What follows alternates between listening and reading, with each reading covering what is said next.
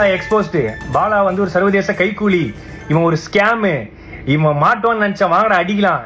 இந்த வண்டி தான் அண்ணன் கேபி பாலவன் எனக்கு வாங்கி கொடுத்தது. இதை வந்து நிறைய பேர் என்ன சொல்றீங்க, வண்டி வந்து வாங்கி கொடுக்கல, பொய்யானது, நம்பர் பிளேட்லாம் மறைச்சிருக்காங்க அந்த மாதிரி சொல்றீங்க. இது வண்டி ஜெப்ட் நான் தான் ஓட்டுறேன், அண்ணன் எனக்கு வாங்கி கொடுத்த வண்டி தான். எவ்வளோ வன்மம் இல்லை. சரி ஓகே, நானும் வந்து இந்த 2 நாளாக சரி ஓகே இது ஓகே இது இப்போ முடியும் அப்போ முடியும்னு பார்த்துட்டு இருந்தேன். ஒரே ஒரு படம் பண்ணேன், அந்த படத்துக்கு அப்புறம் இவ்வளோ வந்து ஏதாவது ஒன்று பண்ணுவாங்கன்னு எனக்கு சத்தியமாக தெரியாது. ஒரு சின்ன கான்ட்ரவர்சி ஒன்று போயிட்டு இருக்கு இந்த ஆம்புலன்ஸ் ரிலேட்டடாக. ஆம்புலன்ஸ் பார்த்தீங்கன்னா கொடுக்குறப்ப இல்லை டிடி அப்படின்னு சொல்லி மென்ஷன் ஆயிருக்கும்.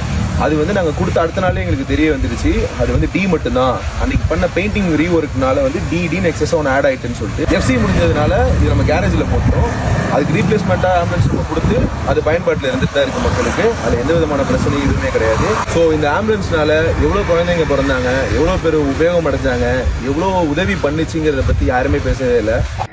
இந்த ஆம்புலன்ஸ் வந்து ஒரு நம்பர் பிளேட், ஒரு டி பிரச்சனை, சின்ன டி, அந்த டி பிரச்சனையை வச்சுக்கிட்டு எவ்வளோ பண்ணுறாங்க.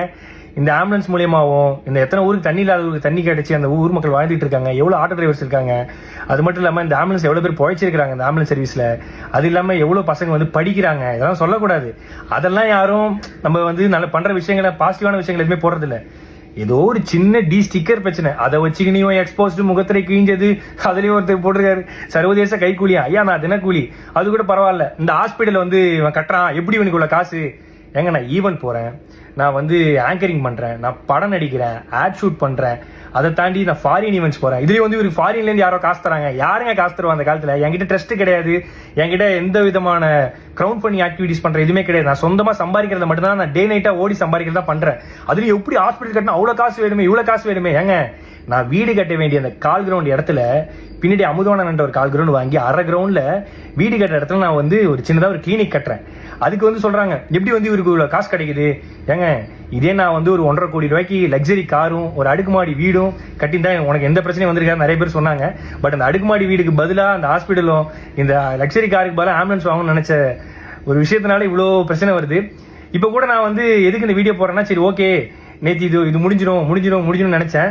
பட் இல்லை, இது வந்து முடிகிற மாதிரியே இல்லை. ஸோ அதனால தான் வந்து ஏன்னா நம்மளுடைய பேரை வந்து மக்கள்கிட்ட கலங்கடிக்கணுங்கிற ஒரு விஷயத்துக்காக இவ்வளோ விஷயங்கள் நடந்துட்டு இருக்கு. பரவாயில்ல. இப்போ நான் ஏன் வீடியோ போட்டேன்னா, இதை பார்த்து நிறைய மக்கள் வந்து நிறைய பசங்க வந்து ஐயோ இப்படிலாம் பண்ண இவ்வளோ பிரச்சனை இருக்குன்னு சொல்லிட்டு பின்வாங்கிடக்கூடாது. கடைசி வரைக்கும் அவங்களால முடிஞ்ச உதவி, ஏன்னா நம்மளை பார்த்து நிறைய பேர் பண்ணிட்டு இருக்காங்க. உண்மையாக வண்டி ரெஜிஸ்ட்ரேஷன் பண்ண புக்கு எல்லாமே இதெல்லாம் இருக்கு.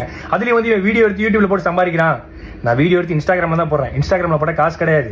யூடியூப் சேனல் வச்சுருந்தா தான் காசு. என் யூடியூப் சேனல் கிடையாது. ஆனால் என்னை பற்றி தப்பாக பேசி யூடியூப்ல போட்டு தான் ஒரு சிலர் காசு சம்பாதிச்சிட்டு இருக்காங்க சமீபமாக. ஸோ நான் என்ன சொல்கிறதுன்னு தெரியல. பார்த்துக்கலாம். எவ்வளோ வன்மத்தை தாண்டி வாழ வேண்டியதாக இருக்குன்னு இப்போ தான் தெரியுது. பிரச்சனை இருக்குன்னு தான் நல்லது பண்ணுறோம். ஆனால் நல்லது பண்ணுறதுலேயே ஒரு பிரச்சனை இருக்கான்னு கேட்டால் என்ன சொல்கிறதுன்னு தெரியல. நன்றி. இந்த 2 நாளாக நான் படுற கஷ்டத்துக்கு எல்லாத்துக்கும் நன்றி. ஆனால் நீங்கள் பண்ணுறதெல்லாம் பார்த்து நான் ஓட மாட்டேன். தன்னை சர்வதேச கைக்கூலி ரேஞ்சுக்கு பேசுவது ஏன் என கேபி பாலா வீடியோ வெளியிட்டு விளக்கம் அளித்துள்ளார். தொடர்பான காட்சிகளை பார்த்து